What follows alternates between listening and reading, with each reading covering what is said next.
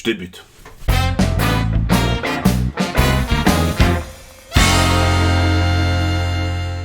Le titre original de cet épisode, c'est D&D Verletz. Je suis pas très sûr de l'accent allemand, je n'ai pas étudié cette langue. J'ai préféré faire italien en seconde langue. Les filles étaient canons dans la classe.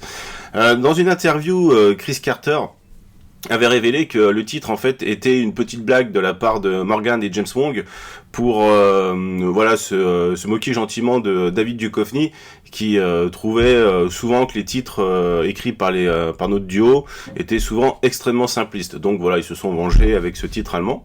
Alors, si je devais résumer cet épisode, je dirais que Scully et Mulder sont au collège et que la prof de sciences naturelles est une sorcière. Si vous avez eu comme moi une certaine Madame Maria au collège en tant que prof de sciences nat, qui instaurait une telle ambiance en fait qu'on entendait les mouches péter, que vous fantasmiez de voir les deux agents fréquenter votre bahut, eh bien cet épisode c'était franchement le panacée pour un ado, cette histoire de sorcellerie perpétrée par des profs adorateurs du diable et très amusante, du moins au départ. Elle est surtout très bien rythmée et garnie de beaucoup d'effets d'éclairs, histoire de donner comme ça une patte gothique. Et puis on va vriller comme ça dans l'horreur pure, d'abord psychologique, on a une confession d'une ado qui est extrêmement dérangeante, même si on se doute qu'une partie est inventée. Je pense qu'aujourd'hui l'épisode pourrait peut-être se prendre une shitstorm comme on dit, car c'est très délicat de mettre en scène un personnage de fiction là, donc une ado qui se dit victime d'inceste et de viol, alors qu'en fait c'est pas tout à fait vrai. Voilà, c'est un peu plus compliqué que ça. Alors ensuite on va partir dans l'épouvante visuelle avec ce serpent qui dévore un corps entier, et pour cela aussi la musique de Mark Snow est flippante, vraiment excellente. On voit là une étendue en fait dans ce registre, et on va voir au fur et à mesure des saisons suivantes, parfois Snow vraiment nous surprend en changeant radicalement son style. Ce qui est intéressant avec cet épisode, c'est que c'est le 3e épisode d'affilée qui centre son intrigue sur le mal à l'état pur et la fascination qu'il suscite. Les années 90, on a eu comme ça d'autres choses qui combinaient fantastique, horreur, gentillet et puis campus. Évidemment, il y a The Faculty de Robert Rodriguez. Bon, après, c'était pas trop ma cam, donc je vais pas vous en citer. Il y avait la main du diable ou la main de l'horreur, je sais plus, une histoire comme ça de main coupée en fait. Évidemment, le plus grand intérêt de l'épisode, c'est que c'est le tout premier réalisé par Kim Manners, qui signera le plus grand nombre d'épisodes de la série, 52. Il est décédé malheureusement prématurément en 2009.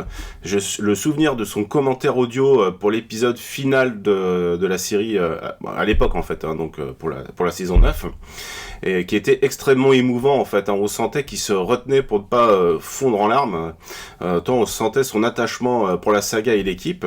Je me suis d'ailleurs demandé ce qu'aurait donné le premier film s'il l'avait réalisé, tant certaines séquences n'ont franchement pas à rougir de Rob Bowman. Chris Carter, il a dû trancher, et comme je disais vraiment au tout début de cette playlist consacrée à X-Files, il y a un plan en particulier qui l'a amené à penser que Rob Bowman était sans doute l'homme de la situation pour réaliser le film, et on y reviendra, c'est dans la saison, au cours de la saison 5, il me semble. En tout cas, dans cet épisode, on a l'impression que Kim Manners, il a vraiment voulu épater la galerie. Dès le prologue, la caméra est extrêmement mobile, elle a même du sens. Quand il y a un contre-champ fixe sur le proviseur, ça lui donne tout de suite comme ça une stature. On se dit que c'est le leader, et ce qui est donc extrêmement malin. Et il s'avère en fait que la mise en scène nous induit en erreur, car il fait qu'en fait ce personnage de proviseur est peut-être même l'élément le moins dangereux du groupe. Bref, pour son baptême, Manners a rempli le contrat, donc encore une fois il a vraiment surchargé avec des éclairs, des effets comme ça pour donner un ton presque opératique.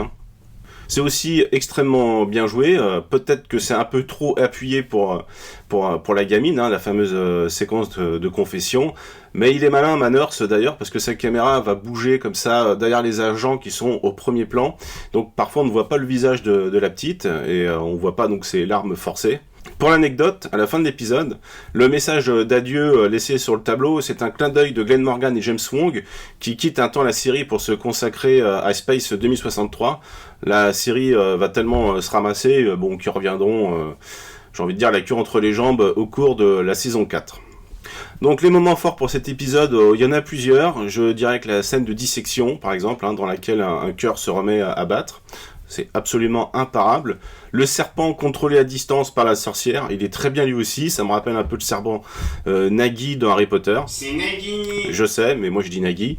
Et là, on voit aussi que c'est un vrai serpent qui se meut, donc c'est pas l'image de synthèse comme on voit dans la saga. Donc ça se voit et ça le rend beaucoup plus palpable, luisant. Je trouve même qu'on retrouve un petit peu l'effroi viscéral qu'on peut lire dans certaines nouvelles de Robert Howard quand il écrit des Conan. Il sait très bien décrire les serpents, les araignées et puis le choc quand on est confronté en phase 2. Voilà, et bien écoutez, au suivant.